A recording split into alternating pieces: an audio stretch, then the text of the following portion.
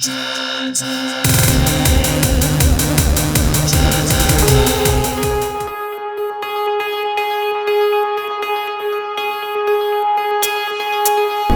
guys, we are not in the basement. We're actually on the road. We're in the middle of Connecticut right now, and we are going to pick up a game. Actually, we're going to be trading a game. That's right, we got a game in the trunk. We're going to do a swap. We're going to do an even trade. And actually, I should tell you, this game that we're trading for showed up on Craigslist. Now, a bunch of you guys, including Andrew B., who told me first, sent me a link to this game on Craigslist because I've been looking for this game for a long time. It's a weird game, guys.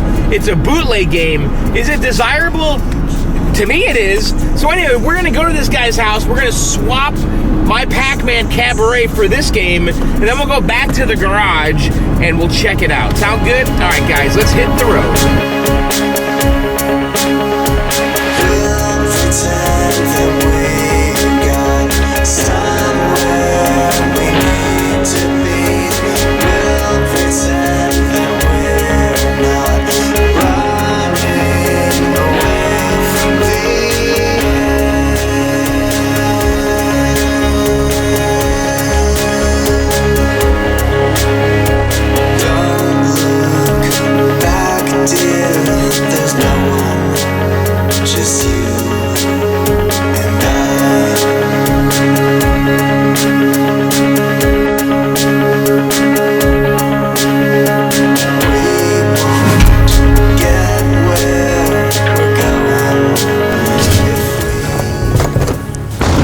Guys, we are in the garage, and yes, look at this, it's Crazy Kong. Now you're going, John, what the heck is Crazy Kong? So guys, let's talk about this, okay? And I'll do my best to explain the history of this game as I understand it. Now, if I get something wrong here, please correct me, okay? Because I think the history here is a little cloudy, right? So anyway, I've been looking for one of these for a long time, right? And this version here is kind of like the US bootleg version, okay? And we'll get to that in a second. So, all right, so what is Crazy Kong? So my understanding is this. So in the US and Japan, Nintendo released a game called Donkey Kong, and it was a big success. And Nintendo was making the PCBs and the boards and the cabinets and all that stuff, okay? And it was a massive success. So they licensed the IP, the intellectual property, to like companies in Europe like Zaccaria to make a version of Donkey Kong for the European market, okay? And they called it Crazy Kong there, okay? And you know, when we went to the UK, you know, we saw the Zaccaria Crazy Kongs, which I've lusted after forever, and I just have been unable to find one, and this was also on the list of a type of Crazy Kong game to get. So anyway, going on. So they licensed the IP, Nintendo did, to like companies like Falcon and I believe Orca to manufacture a version of Donkey Kong for the European market. They called it Crazy Kong. They made their own cabinets, they made their own artwork, and they made also their own version of the game, their interpretation of the game. Nintendo, as far as I know, just gave them like the sprites and stuff, but not the code. And I believe, again, correct me if I'm wrong, that those European companies basically made a version of Donkey Kong to run on Galaxian hardware, okay? So the graphics and the sounds and all that stuff are kind of weird because it's kind of like a modified Galaxian board. Not sure if that's 1,000,000% accurate, but I believe that to kind of be the history, okay? So anyway, so the Europeans are doing their thing. Everybody in Europe is playing this version of Donkey Kong, and of course we'll play the game here in a little bit. But this game is blowing up in the US as Donkey Kong, the one made by Japan. And so these American companies, and this one right here, which was on the East Coast. Now the company that did this cabinet, I believe was in Rhode Island. And I think that this version of Crazy Kong that we're looking at, it was a regional thing. I think that this was an East Coast thing. I think that this company in Rhode Island was importing these European boards from Falcon or Orca or whoever, okay? And they were building these bootleg Crazy Kong cabinets to sell to operators and laundromats throughout the US in the 80s. This is my understanding of it, okay? So they were doing this on the download. They were, you know, because they couldn't get the official Nintendo PCBs, but they can get these kind of offshoot ones that were in Europe, and they were buying the PCBs, you know, again, the Orca, the Falcon, whatever, these brands, these manufacturers, and then they would make their own cabinet, okay, right here. And you can see they totally lifted Nintendo's artwork, okay, like right from the flyer and site art and stuff, okay. So they lifted Nintendo's artwork. They made their own version of Donkey Kong. But again, they literally lifted Nintendo's artwork, 100%. They did not even try to make their own artwork. They just lifted Nintendo's artwork and they made their own version of Donkey Kong. They kept the name Crazy Kong because that's kind of what it says on the PCB when you boot it, right? And they were kind of selling these on the download. Now, if you guys look at this cabinet, right, you'll see there's no manufacturer name anywhere, okay? These guys, again, I believe were totally doing this on the download. You know, if Nintendo found out that this game was in a bar or a restaurant, whatever, you know, they couldn't figure out who was making it because there's no name on it, right? And I think that was completely intentional. Now, the cabinet itself kind of reminds me a little bit of like a Sega, I guess, kind of Frogger style cabinet, you know, a little bit. I mean, it looks kind of Frogger-ish. I do believe this to be 100% original. Again, this is a bootleg, 100% original bootleg East Coast, Rhode Island made cabinet, right? Now you can see the artwork on the side here is kind of faded and scratched off.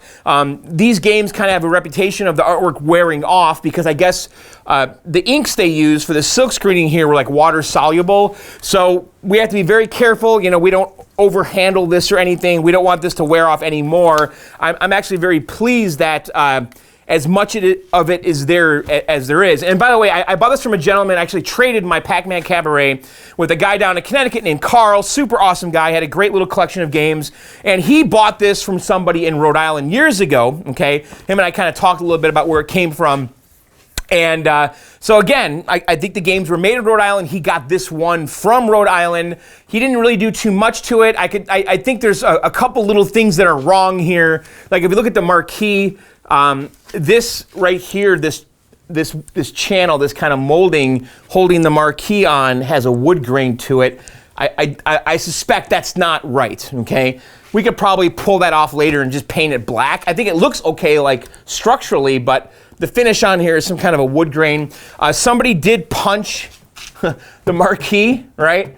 So this is all cracked here. So I'm gonna look for a new marquee. I'd like to replace that. The bezel is in pretty great shape here. I like how it wraps around and kind of goes up. You can see there's like a little speaker hole up here, right? The control panel looks to be in good shape too. Joystick is not the original joystick. I was talking to Carl. He actually put this one in here. This is a 4-way micro switch joystick. I'm gonna do some research here and try to figure out which joystick should be in here. I'm pretty certain it was a Wicco style joystick with Lee switches and that this is wrong. So I'm gonna replace this. I'm gonna do some research and try to figure out what joystick should be in here. I guess the original joystick was in these holes here, and then these holes were added to accommodate this one. So again, I'm going to do some research, see if we can figure out which joystick's supposed to be in here. Obviously, it's not a Nintendo joystick, which is kind of metal on metal. It was definitely some kind of a red ball joystick. The coin door is kind of reminiscent of a Midway coin door. I think Carl painted this. The coin chutes are all black. I'm not sure if they were ever silver, but it doesn't offend me at all. In general, the thing's in pretty good shape here. It's going to go in the basement as is, and we can just kind of fix some of the things over the winter. And here's the other side art here. You know, it's a little worn, but it's pretty much all there, and I am not touching it. I mean, what do you guys think? Do you like it? and again, this is like a bizarro, weirdo version of Donkey Kong, and because it is like this bizarro version, I've been lusting after one of these forever. And the thing is, to us in the US, it's a bizarro, weirdo version. But I believe that to people in the UK, this is the version of Donkey Kong they grew up on. This is what Donkey Kong is. And you'll see when we play it, you know, it really is a bizarro version. It's very, very strange. So let me get a screwdriver here. We'll open up the back door and see what's going on inside here. And again, Carl did do some restoration on here, basically just touching up paint and stuff, you know, like he painted the bottom black and he actually made this back door. He told me when he got it, it did not have a back door. So he cut a piece of plywood and just painted all this black and stuff. And he did a pretty good job. It looks great. So, all right, let's open it up here. And he also gave me a second PCB that we'll talk about here in a second. So let's get these screws off. And we'll just see what's going on inside here.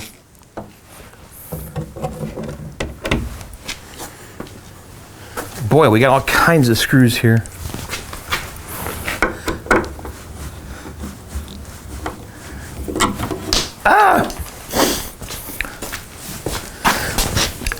I actually, just looking at this game, like honestly, it makes me happy. it makes me happy. I love the artwork. I love the colors. And you know what? I like the game. It's this bizarro version of Donkey Kong. Boy, he went crazy with the screws here. I don't need that many screws to keep the back door on. One will actually suffice most times, unless there's an interlock.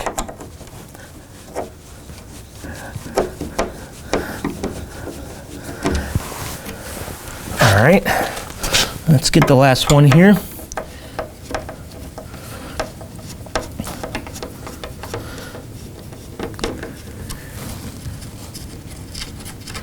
Okay, so here's the back door. Let's take it off. All right, so let's look at what's going on in here, okay?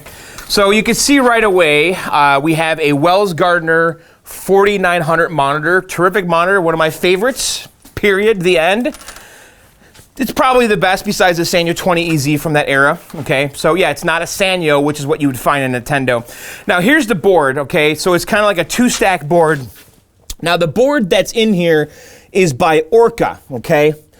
And again, I have to research this, and if you guys have some insight into this, I'd be all ears, because this is the 2-stack Orca board, and then there's also the Falcon board, and there might even be another version of the board for all I know.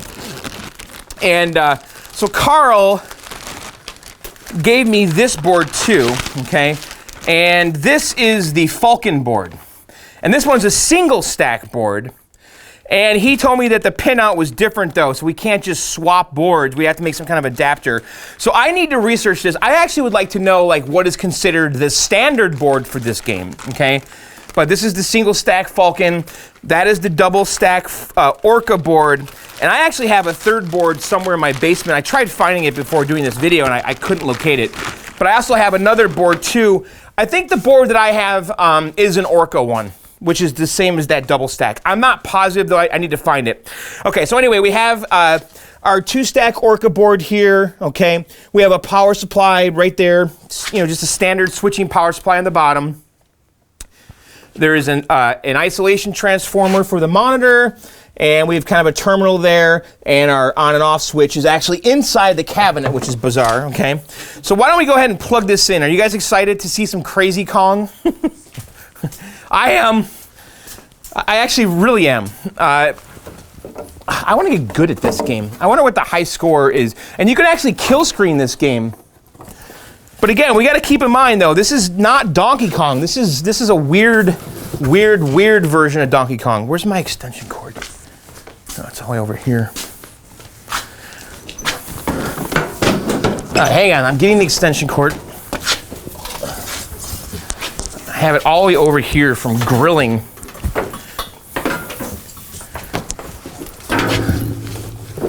All right.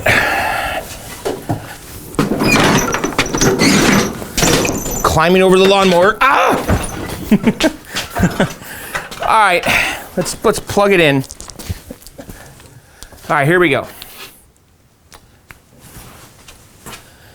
All right, did it turn on?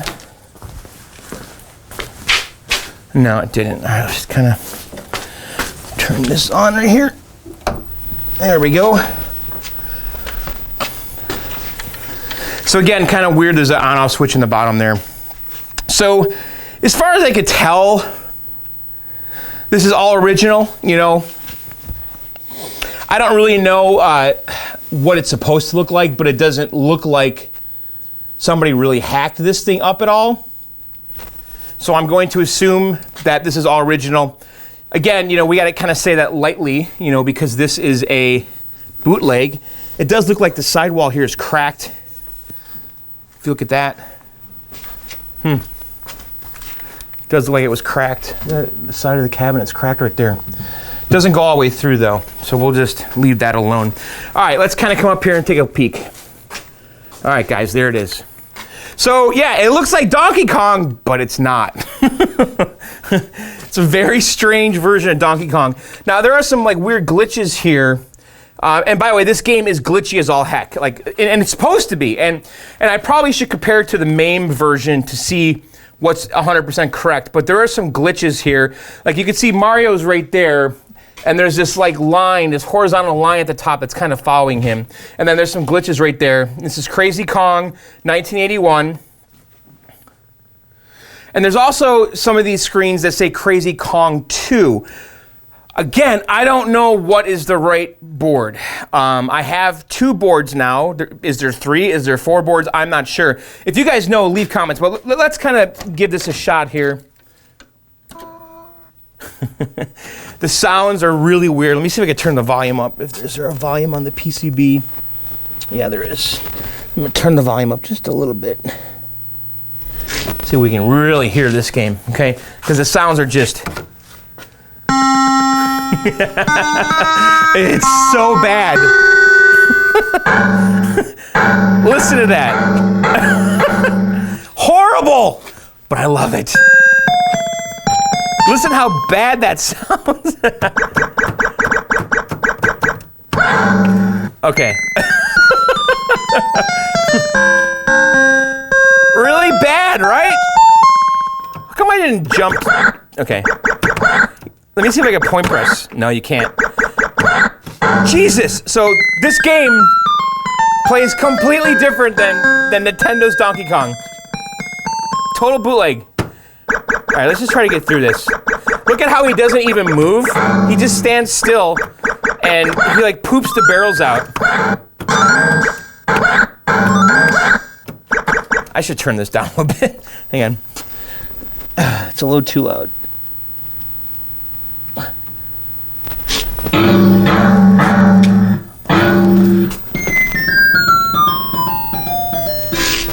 Alright, that might be a little more tolerable. Alright, let's give it a shot here again. And I don't know if there's free play settings, but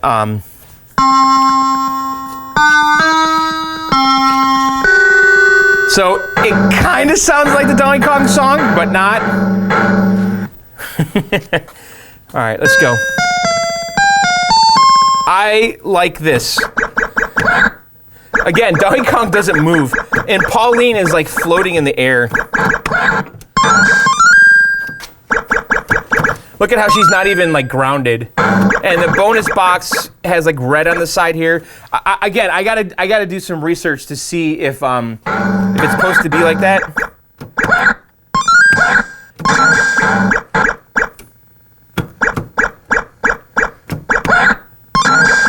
Like, look at how the hammer is all the way out over there.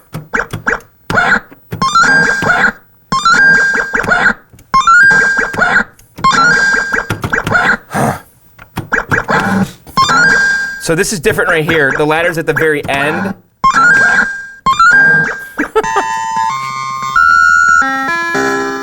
All right, so we passed the first level. So what's next?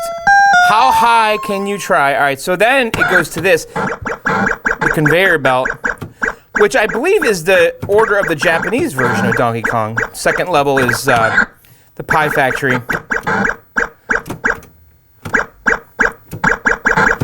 Look how weird Donkey Kong looks right now. They totally changed the sprite. Look at that.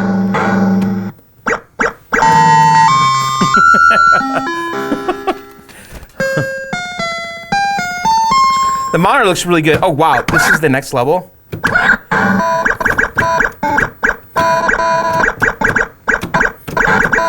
And again, the Donkey Kong is totally weird looking. He's grotesque.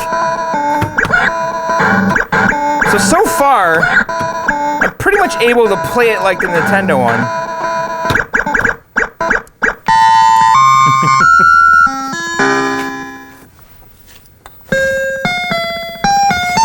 They're all blue now.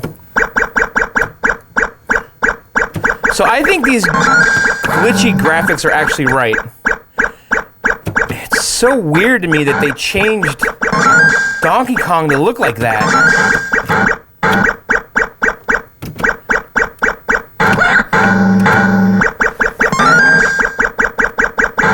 So I don't know if Nintendo like gave them the code or something, and then they tried to make it work on the hardware platform they had.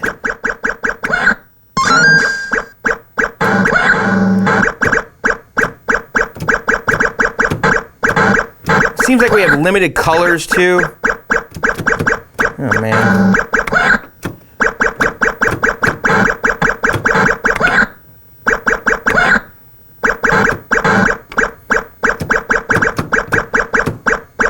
Alright, come on. Damn it.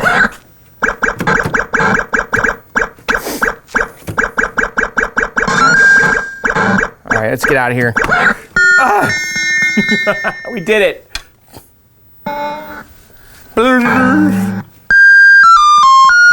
Wow. Again, I think all these weird glitches are actually right.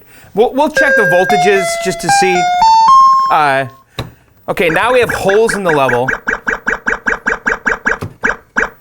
So they're just kind of screwing with this level a little bit.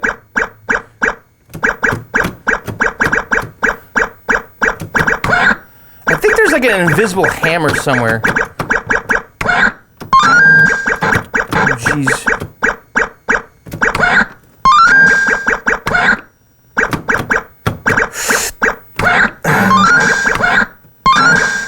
All right, we did it.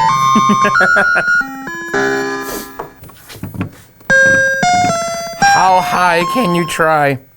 Oh, we're back here now. I guess we've seen every level. Oh, that's faster.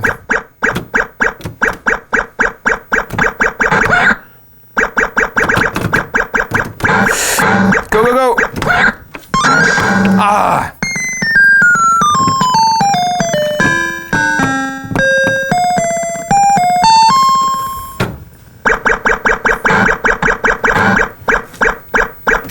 Boy, that thing's hauling ass.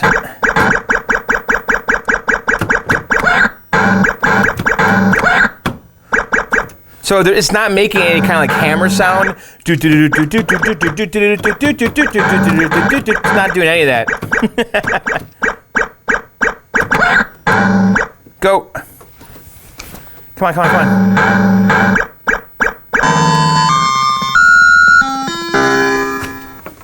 The sounds are really kind of abrasive. All right, let's go a little bit faster. You know, I gotta say, this joystick he put in there actually feels perfectly fine. I still would like to research a little bit. Oh, shoot. I didn't jump.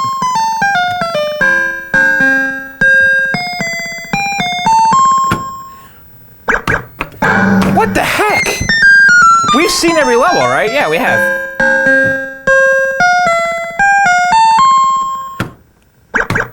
What? Why is it not jumping? Okay, my timing is a little off there. So yeah, that's Crazy Kong. You know, I want to figure out like what's a good score, what's the high score. It doesn't save scores, I'm sure. Oh yeah, the jump button has stopped working. Okay, that was not me. So yeah, something just happened there. The jump button stopped working. All right, so I didn't really screw up. So we have to take this control panel off. Let me see if that's something that I can actually do. All right, let's see if we can get our hand on this. Is there a wire or something? Oh, this is actually a micro switch. I mean, this is a leaf switch that's in here. Oh, there we go. It's working now. Let's see. Let me see if I can rub. So,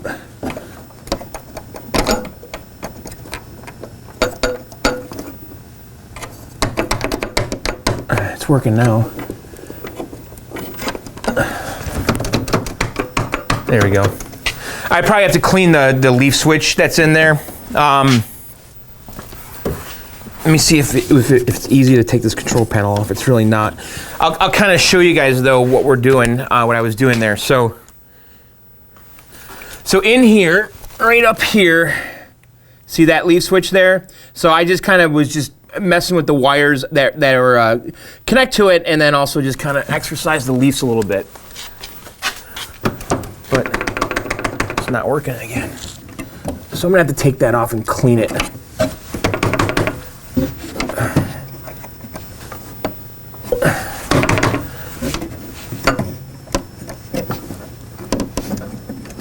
Oh, the wire came off. That's what the problem is. I could see what happened there. The wire came off of the connector. So the wire's off. So here's the wire itself. And we could probably fix this in 2 seconds.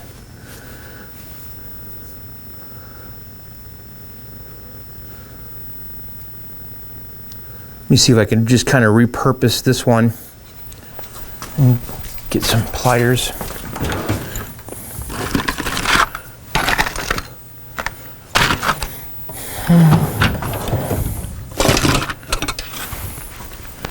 So let's see if we can just kind of crimp that down.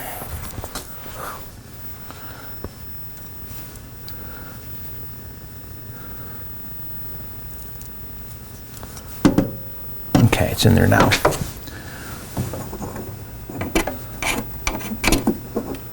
And I'm just going to take the spade connector and just reattach it to the leaf switch. You're not missing much.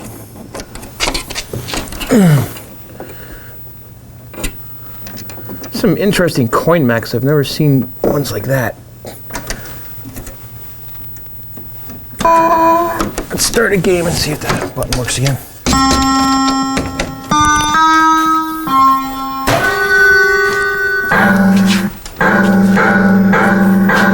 Let's just see if the jump button works.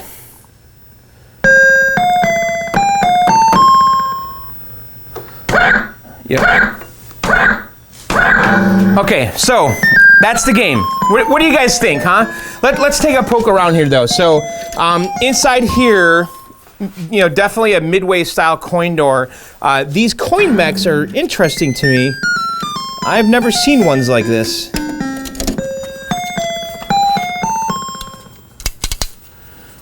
I really haven't seen coin mechs like this at all. Huh. There is a coin counter in there. You guys want to take a look at that? I know this is one of our favorite things to do. So it has 25,106 plays, okay? So how much did it make? So half of that is 12,000, right? And then half of that is 6. Did it make $6,000? I think that's what it is, right? Should we pull out the calculator here? So 25,000 plays times 25 cents, you know, or a quarter of that. Let me get the calculator app going here. 25,106, okay, times 0.25. So this game made $6,276.50. That actually seems like a lot to me. Or is that a little? I mean, how much did like a real Donkey Kong make? Probably more, I'm guessing. Or did people even know? There was no internet. Nobody could just Google this. Like, what is Crazy Kong? Oh, it's a bootleg. Nobody would know, right? If you saw this version at Pizza Hut or wherever the heck it was. So, all right, so that's the game. What else did we miss here? Anything up here on the, again, I'm going to find a new marquee for this, and we're definitely going to address this. But it says here, Crazy Kong, try to help the girl on the top with your control lever and jump button. For your jump button. Clear every pattern. Eventually, Kong will come up to the top. What? Jump 100 points, 100 points, question mark if you jump 3 in a row. Attack with your hammer for extra points, 3 to 800. Bonus, if you get time left, you get extra points. Ladies lost articles, 300 to 800 points. Okay. It's funny they actually figured that out, because when I was a kid, I didn't know what the hell this stuff was. You know, it's supposed to be a purse and an umbrella and a hat. Like, I remember thinking the purse was a telephone or something.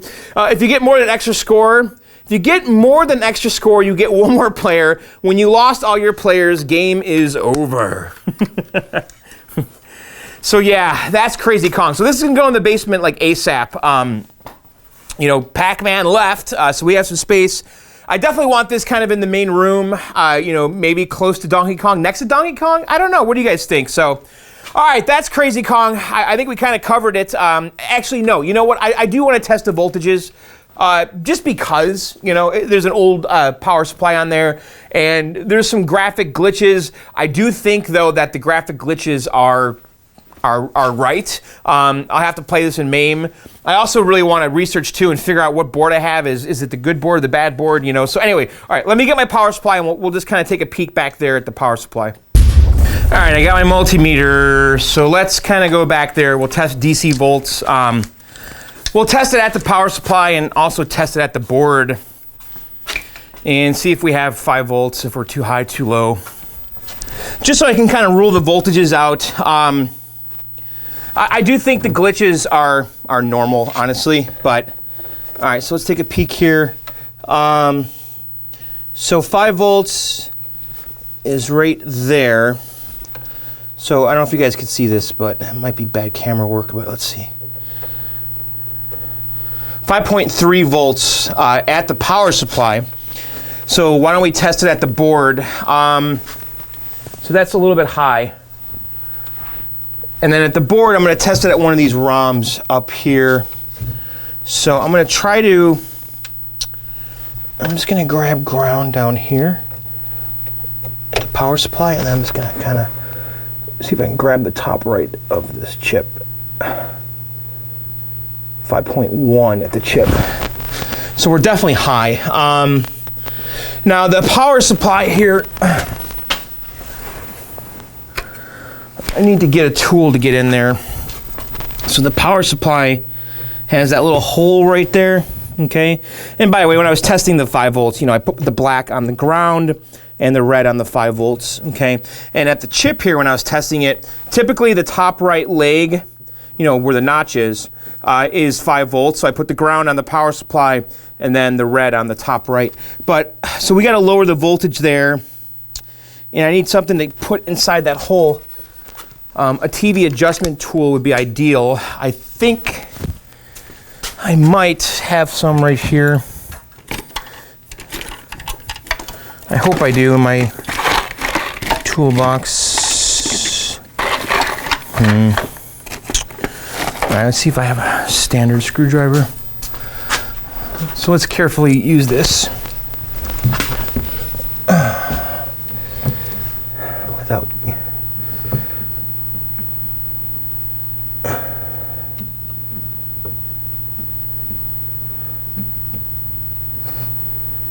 Yeah, this is one of the really annoying type, right?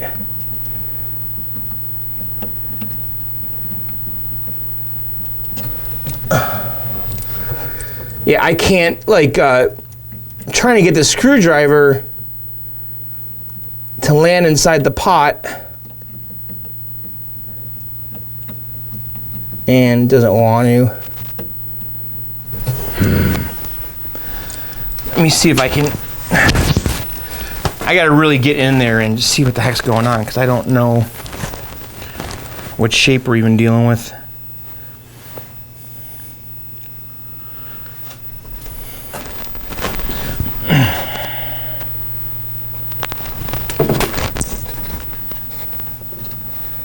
Oh boy. Oh, it's all the way to the side? Here it is. I just turned it down a little bit. So like the potentiometer was all the way to the right, and I couldn't see that. All right, so let's measure this again. And I'm gonna measure it at the chip, okay? And we'll try to get it as close to 5 volts as we can. All right, here we go. Now we're at 4.7. I went too far.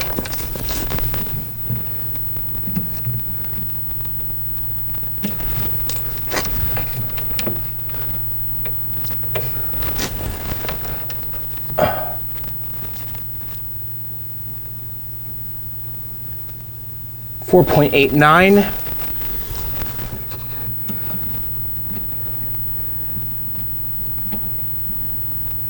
Just a smidge. This is some acrobatics here.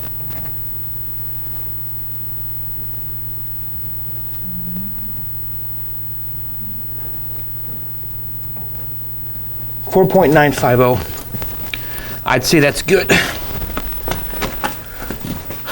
All right, so it's 4.950 at the chip. Let's stop.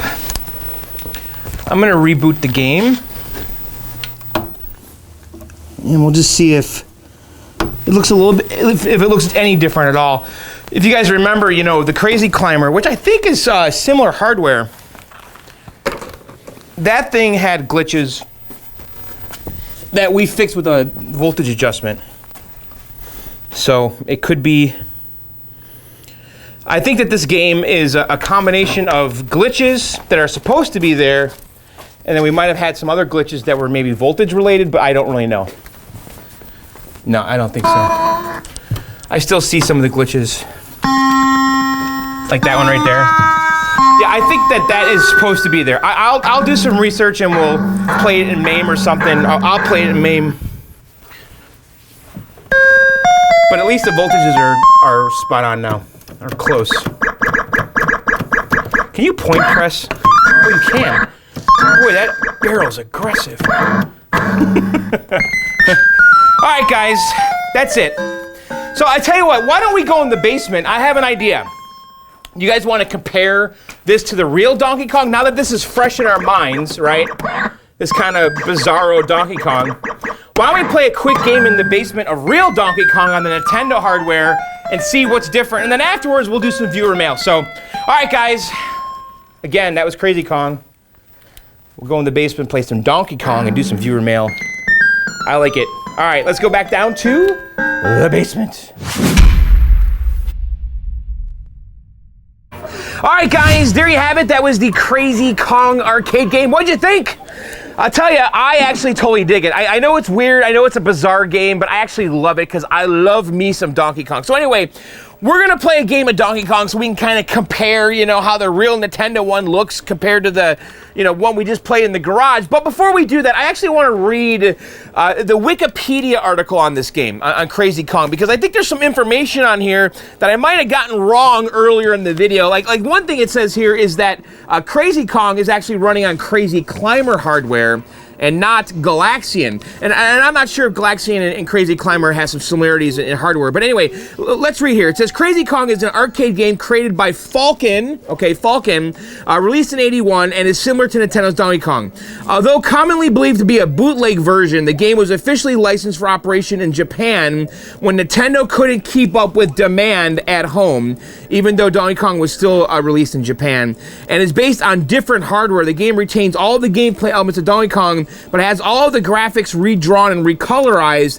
Crazy Kong is also known as Kongorilla, Crazy Kong Part 2, Donkey King, and Monkey Donkey. So it's saying here that Falcon was kind of like the official licensor of this thing, and it was basically, you know, they were making these boards because Nintendo couldn't keep up with demand, not in Europe, but at home, and I guess these boards also got to Europe, like to Zaccaria. So now it really, if that's true, that the Falcon one is really like the official one, it kind of makes me want to really make some kind of an adapter here so we can use this board, because the pinout on the Falcon one, as far as I know, is totally different than the Orca one. Let's go on here. So it says developer was Falcon, the publisher was Falcon and Zaccaria, so that means the ones in Europe are running the Falcon boards. Okay, released in '81. It's a arcade system. Main CPU is a Z80 raster. There are two versions of the original Crazy Kong and Crazy Kong Part 2. So the one that we played in the garage was Crazy Kong 1, okay? And I'm guessing this Falcon board I have here is Crazy Kong Part 2. And I think that the one that we played at Fun Spot, that was the same cabinet that I have, said Crazy Kong Part 2 on it, right? The differences between them are in minor cinematic artifacts and bugs, color palette choices, and minor gameplay differences. Crazy Kong Part 1 shows no copyright or company name on the title screen, which is what we see on ours, right? Crazy Kong Parts 1 and 2 run on modified Crazy Climber hardware. In addition, there are other versions of the game that run on Scramble, Joutel, Orca and Ulca hardware. The official versions of the game came in 2 different stand-up cabinets and featured a large and angry rather than comic ape embedded in the artwork. The cabinets were created by Zaccaria, which is kind of the one that I wanted for a long time. There was a Zaccaria one. Differences from Donkey Kong. The title screen of the game features either the text Crazy Kong or Monkey Donkey written in girders dependent upon which version is running. There's no copyright or graphic of Kong on the main screen, just the year 81. The girder text does not flash different colors for a few seconds before stopping as in Donkey Kong. The color palette has been almost completely changed. Part 1 and Part 2 have a different palette choices. Some of the game graphics have been redrawn while Donkey Kong looks almost the same from a side view, but his frontal appearance is noticeably different when he opens his mouth. He's taller and much more fierce looking. Yeah, we saw that in the garage. Like, the front view of Donkey Kong was very bizarre. Many animations are removed. For example, in the classic first level, barrels appear from Crazy Kong as opposed to showing the rolling animation, because like in Crazy Kong in the garage, he was just kind of like pooping out barrels. He is locked in the horizontal roll animation, but does not reach for other barrels or move when rolling barrels. The sound effects are altered and are generally more crude sounding. The background humming music is removed, and Mario is given a digital simple hi-ya sound when jumping. A lot of the in-game sounds, such as Kong's chest beating, can also be found in the Crazy Climber. On the game Crazy Climber, on those versions that run on its proprietary. It's interesting. So some of the sound, actually, yeah, that kind of high-pitched, like when you're playing Crazy Climber, you're kind of grabbing the windows and stuff. Sounds a little bit like Crazy Kong. Maybe we'll play a quick game of that and just kind of hear the sounds. The first lever can be complete with the following cheat: climb up the ladder. We'll have to try that in our video. There's a cheat: climb up the ladder at the far right of the bottom platform. Make sure Mario's back is facing you while tapping joystick until his right foot is hanging over the edge. Jump off the platform. If done correctly, he will drop through the floor and the level will be completed. The ghost-like flames that inhabit the 100-meter mark, the rivet level, are replaced with oil fire enemies. After completing the 100-meter mark, the heart that would normally exist between Mario and Pauline is positioned right near the round indicator. And this is kind of long here. All right, differences in Part 1, which I guess is the version that we have. When entering a high score, any character of the 12 allotted that is not used will be replaced with a dash. Now, we saw that in the garage, because whatever name I put in there was a bunch of dashes that were added that I did not put in, okay? Most of the steel girders have been switched from a magenta purple color to a neon green color, including the title screen. Mario wears the brown and muddy red colors, similar to those that are shown in the original Super Mario Bros., except in the 100-meter level where he is shown in a corrupted orange and green palette. The sounds are entirely composed of one taken from Crazy Climber. On the 100-meter level, it is possible to touch and walk past Crazy Kong without losing a life. Part 2, okay, which I'm guessing again is this Falcon board right here. During a track mode, a scene is shown where Crazy Kong is breaking out of jail zoo with a rudimentary one-channel audio tune. Most of the steel girders have been switched from a magenta purple color to an orange red color, including the title screen. After completing the 100-meter mark, the text "Give Up" appears. During round 2 and on, when L equals 02, gaps appear in the girders of the 25-millimeter mark. In the 25-millimeter level, some slopes are cut off so that they no longer go downward past the ladder. Unlike Part 1, Mario has accurate traditional colors. Okay, so this really makes me want to get an adapter for the Falcon board and see what that's like. Now, I don't really want to rewire my cabinet, so I need to figure out a way to make an adapter or something, because I truly don't want to rewire that thing. I'd like to be able to swap between the Orca and the Falcon board without kind of messing things up too much. So I think if I can figure out some kind of adapter, it'd be kind of fun. So, all right, I tell you what, why don't we, before we do viewer mail, because we're going to do viewer mail, I do want to play Donkey Kong, but now that we've read this, you know, I kind of want to just play a game of Crazy Climber just so we can hear the sounds. All right, let's go over here and try some Crazy Climber, and let's see just how similar the sounds are, okay, as compared to this and the Crazy Kong that was in the garage. Now, this is an original Nichibutsu Crazy Climber. It's got like the original board in it and all that good stuff. This is a game that we somewhat restored last summer. But anyway, let's kind of coin this up here. I'll turn the light off. And let's see how similar the sounds are to our Crazy Kong. So I believe that the kind of like listen to that. That's totally the walking sound in Crazy Kong, isn't it? I think it is.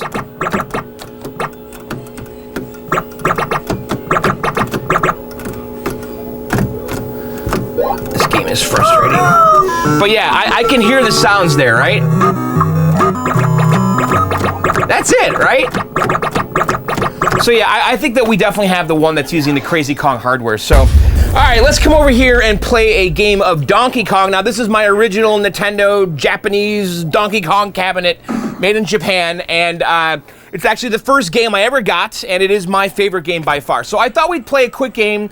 Now, we're not going to spend a ton of time here. We're not going to play a full game. This is not a John's Quest for video. If you want to see me play Donkey Kong, I have a ton of videos on it. But I just want to just kind of play a few levels here, and we can kind of compare and contrast the sound and the visuals of the game as compared to Crazy Kong, which we know now is running on the Crazy Climber hardware and just sounds a little weird. So all right, let's kind of turn the light off here, and again, this is not going to be like a John's Quest for video or anything. We're just going to kind of just play a level or two and just kind of compare and contrast.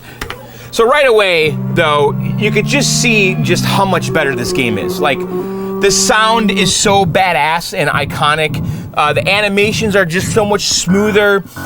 Everything looks better. The colors, like, that one that we play in the garage is definitely weird, okay? And then down here, you know, we can kind of properly point press. We couldn't really do that in the garage. The barrel board on Crazy Kong, they really screwed with, and of course I'm gonna die. They really screwed with because like the ladders were like at the edge of the girders, which was really weird. But let's just kind of blast through this as fast as we can, just so we can see as much of the game as we can here. Again, we're not gonna really try to do good or anything. I just want to kind of just get through this as fast as we can. And I noticed that, you notice where the ladder is on the top level. On Crazy Kong, it was like in this weird spot kind of out in space there to the left of the girder.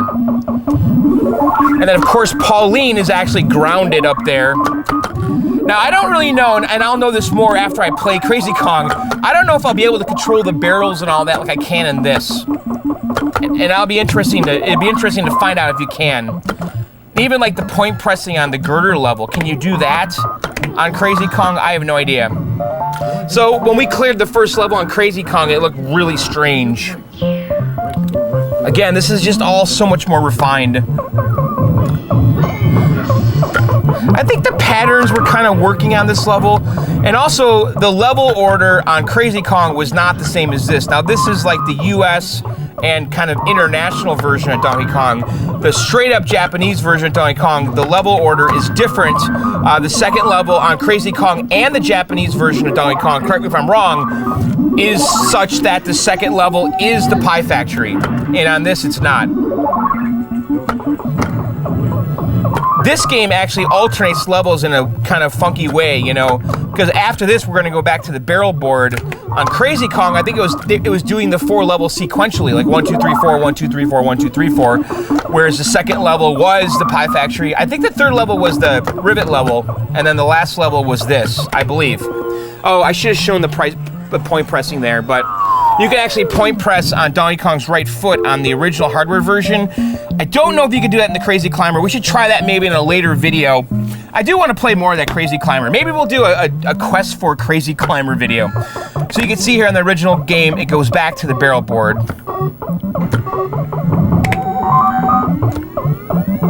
Which this order is not at all what Crazy Kong does. Oh, shoot. Jesus! Frickin' wild barrels. Give me a heart attack.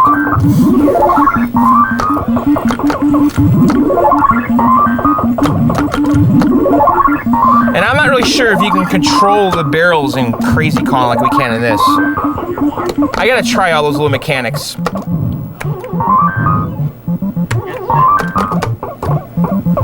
Alright, so the next level is the rivet level, which again was in Crazy Kong, but just not as refined, and the colors and everything were a little goofy.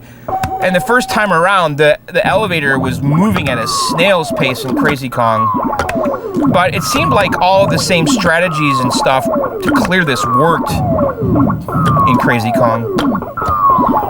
Alright. So now we go back to the rivet level. Yeah.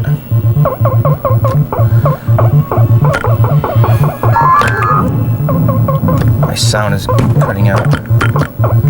The audio cable on this needs to be replaced. I need to look at the connector. The connector is funky.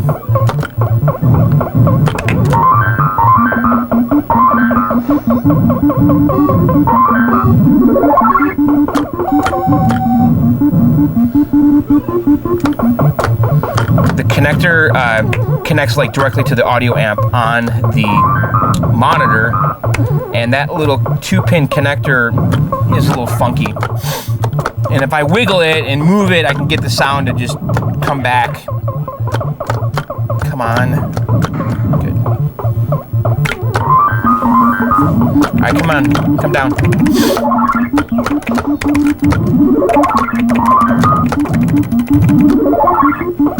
So I'll show you guys the point pressing here.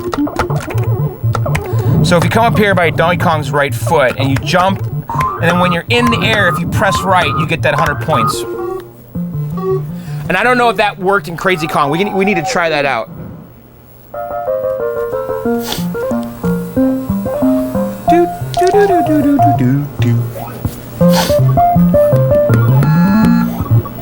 And then we come back here.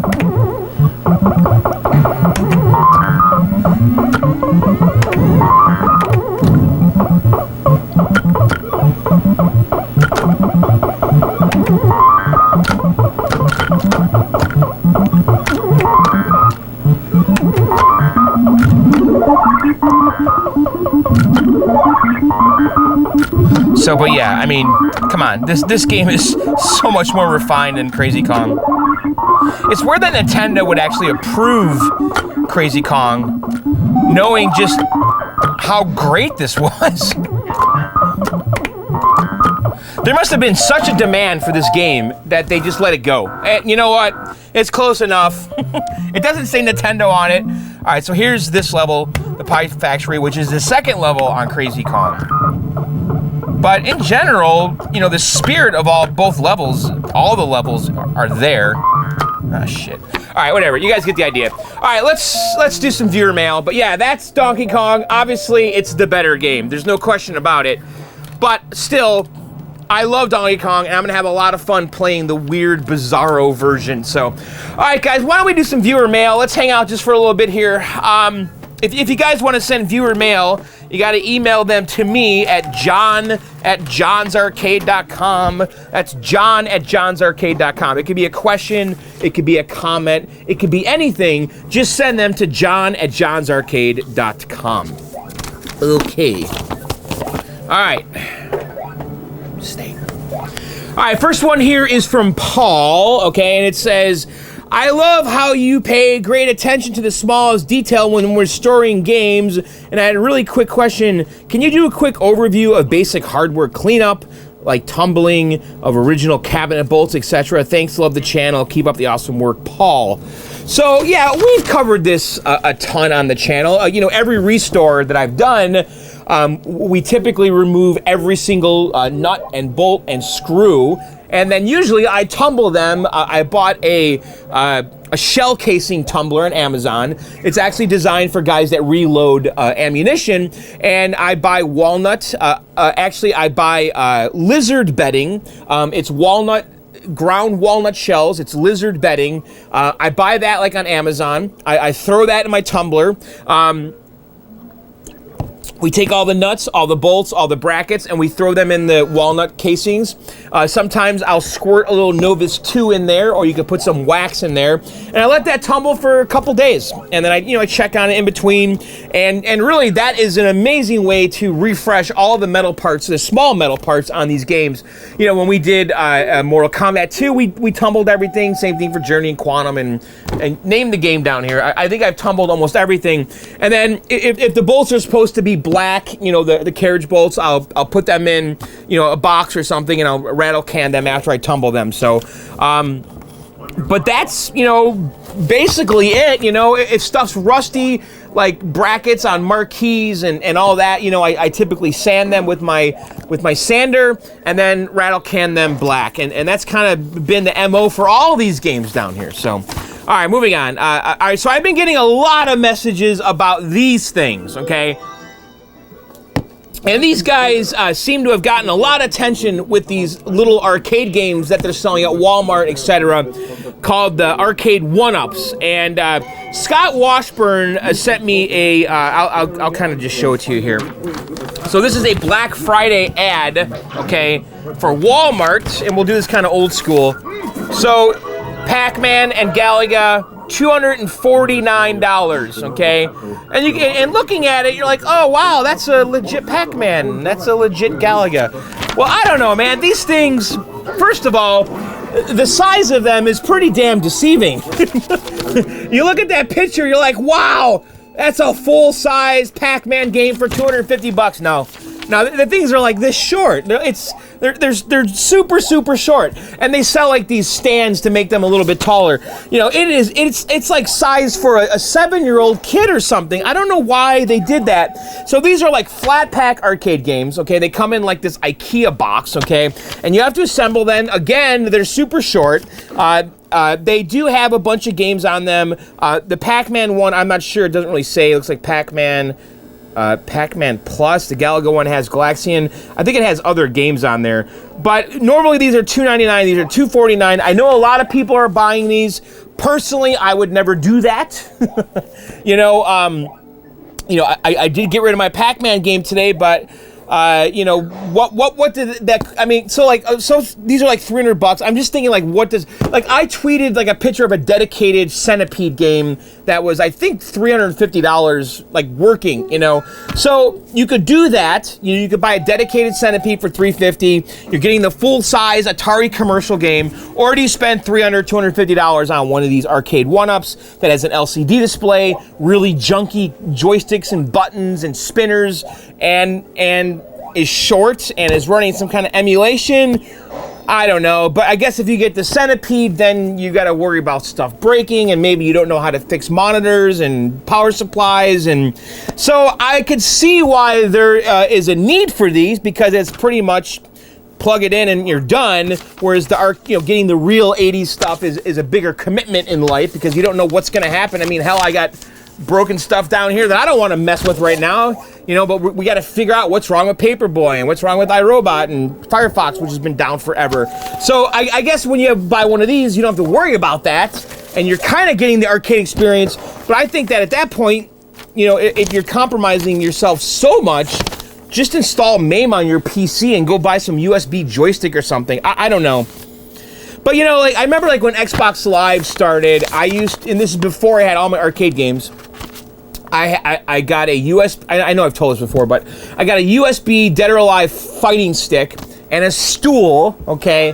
And I used to stand up in front of my TV in my living room with the joystick on a stool, and I was playing Scramble. What else was I playing? Whatever games were on Xbox Live Arcade in the beginning. And then I started getting frustrated with the Dead or Alive stick, because it was an 8-way stick, and I bought a 4-way restrictor for it, because you can't play Pac-Man and all those games with an 8-way stick. It's just not possible. So anyway, my point is there's ways to do this, and not spend $300 that are just as good, honestly. I had a lot of fun, with my $50 USB joystick that I can use on a lot of different things, with a stool in front of my TV. I felt like I was at the arcade when I was doing that, so I don't know. Are a lot of you guys buying these 1-Ups? Leave comments below. I was supposed to review one, and you know what? I might still review one. I don't know. They were going to send it to me like 2 months ago, and then the guy's like, oh, well, we couldn't send it because we didn't have a phone number. So I gave it to him, and I don't know if they shipped it or what, so I don't know. We might visit the topic. I was supposed to review like the Asteroids one. Which is with Tempest and the spinner and all that. All right, moving on. This one's from Craig in New Zealand. Hi, John. I watch your YouTube channel. I think it's great. I bought a Ghostbusters premium pinball machine and got it shipped all the way to me here in New Zealand. It's a great game, and I love how annoying it is. I watched your tutorial on installing a shaker motor and thought, yes, that's for me. So it arrived and I duly installed it, but I find it really noisy. Does yours sound the same as mine? Here's a video. So, all right, so Craig sent me a video here of his noisy shaker motor in his Ghostbusters. Is it as loud as mine was? I don't know. Let's play it right here.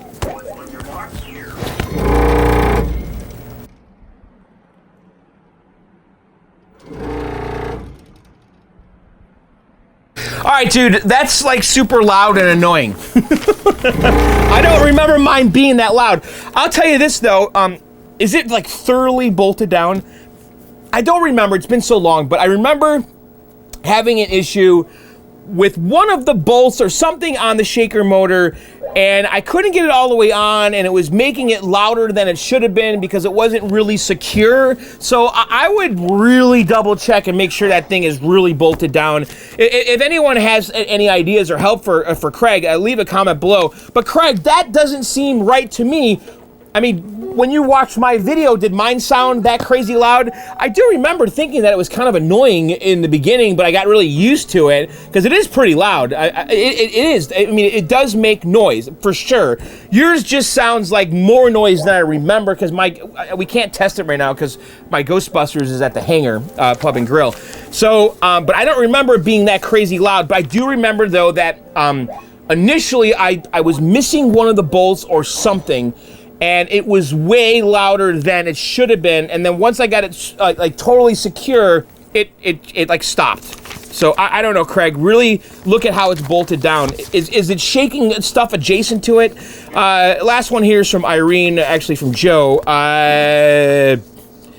He says, where can I get a arcade 13-inch color TV picture tube for my poker machine? Thanks for any help, Joe in Pennsylvania.